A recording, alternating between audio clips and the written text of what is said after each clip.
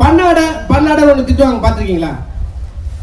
பன்னாடை திட்டுவாங்க, என்னன்னு தெரியாது. அந்த பன்னாடை என்னக்கா, தென்னை மரத்துல தென்னை ஓலைகளை இறுக்கி பிடிக்கிறதுக்கு கோடி போல ஒரு இயற்கை வேலை ஒன்று உருவாகி இருக்கும் இல்லையா?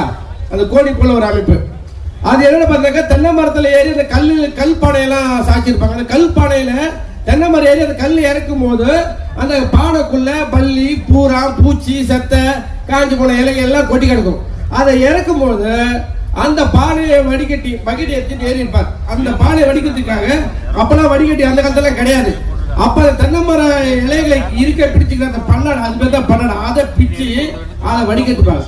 அப்ப வடிகட்டும் போது வடிகட்டியில பார்த்தீங்கன்னாக்கா பல்லி, பூரா, பூச்சி, செத்தை எல்லாம் நின்றோம். கல்லு மட்டும் பக்கெட்டில இருக்கும், அதோட இறங்குவார்.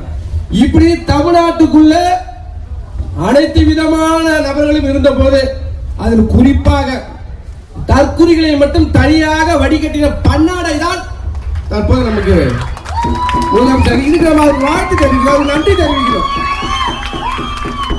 இதுக்கு நமக்கு அவருக்கு வாழ்த்து தெரிவிக்கிறோம், நன்றி தெரிவிக்கிறோம். நம்ம இது போல எந்த கட்சியால செய்ய முடியாது, பிரிக்கவும் முடியாது.